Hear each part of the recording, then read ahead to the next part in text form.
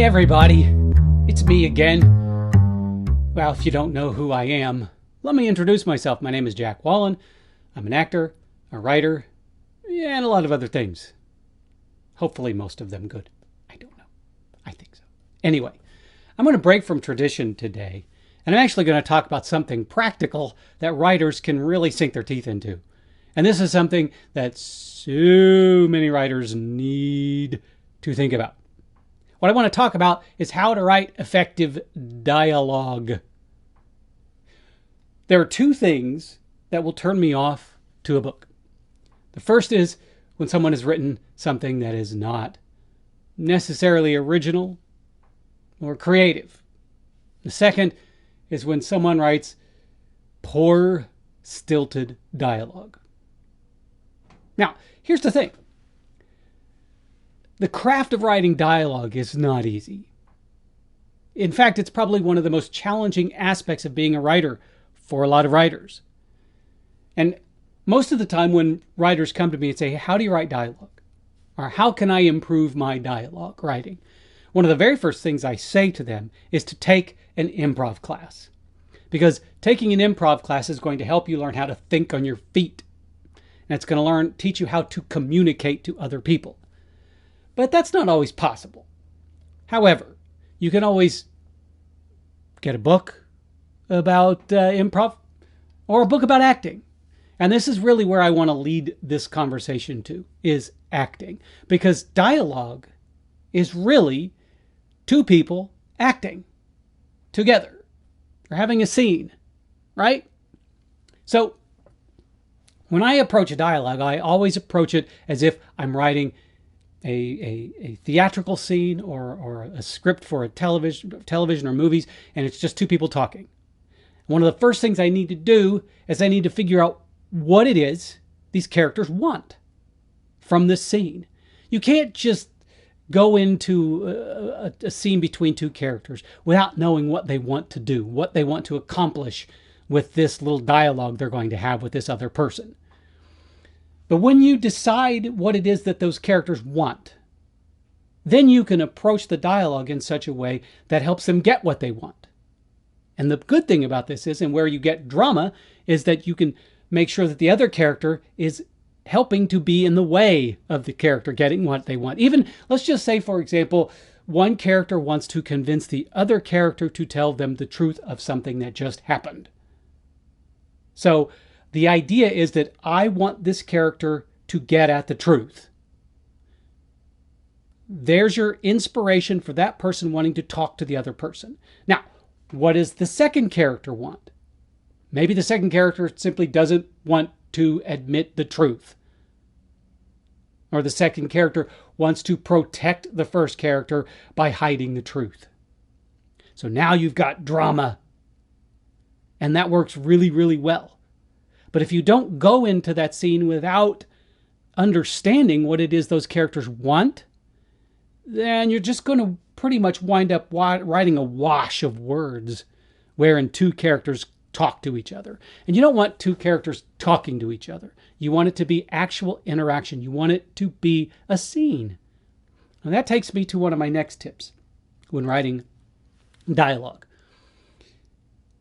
If you're struggling to write dialogue, and this really applies to those who are struggling to write dialogue, instead of writing a section of dialogue between two characters as a part of your book, step back away from the book, and write the scene. Just write the dialogue between the two characters.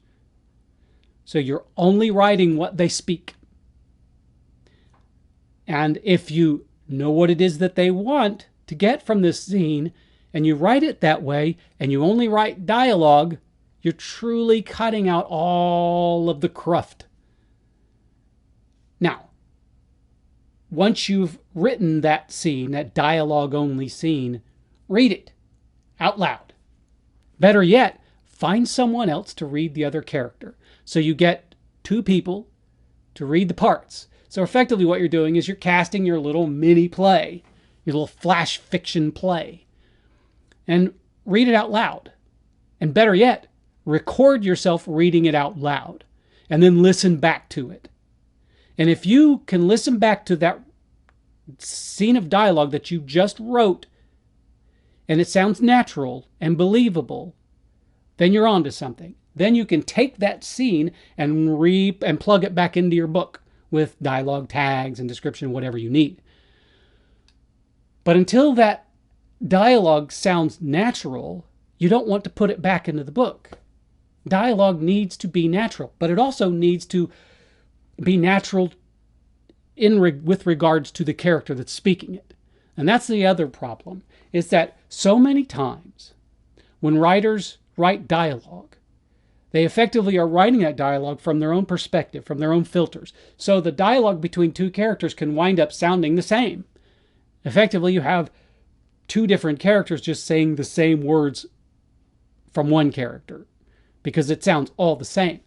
Now, the key to fixing that is what I said earlier, is knowing what the character wants from the scene.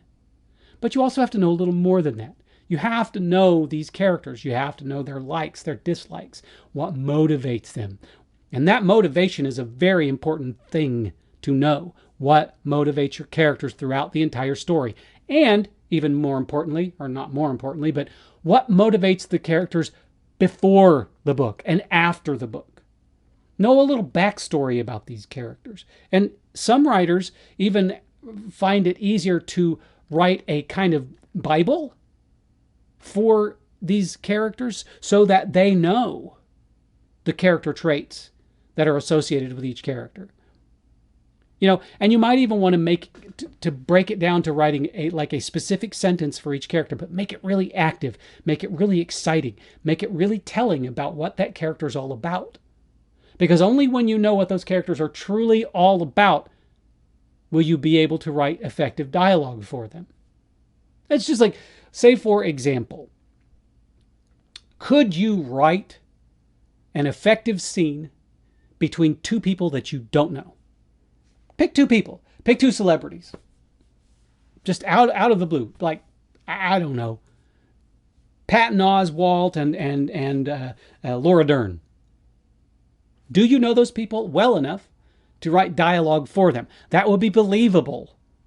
Not characters that they've played, but the real people. You see how difficult that gets? And you might be able to do Patton Oswalt because he's pretty transparent and he's a comedian who comments on his life. But that's kind of an exception. And it's really important that you get to know those characters. Otherwise, you're not going to be able to write dialogue that sounds unique. Because everybody has their own unique way of talking. See where I'm getting at? So, don't just think about dialogue scenes as if they are just scenes from a book.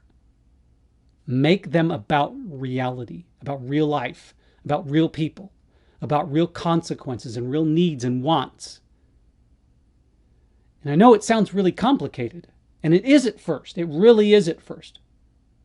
Getting into the mind and the heart of these characters can be a challenge. Even characters that you've written in a series and you know very well. But to write proper dialogue, you've really got to get into their heads. Know what they want. And write the dialogue as if it's just a scene from a play or a movie. Record the dialogue with someone else. Listen to it and be honest about it. And if you can't be honest about it, have someone else listen to it or someone else read this scene of dialogue. And if they say, I can tell that there are two people, that's a step forward. Dialogues are not easy. But if you take enough time and spend the effort to really kind of get into the heart and soul of these characters, and then kind of retrain your brain how you think about dialogue. Take an improv class or an acting class.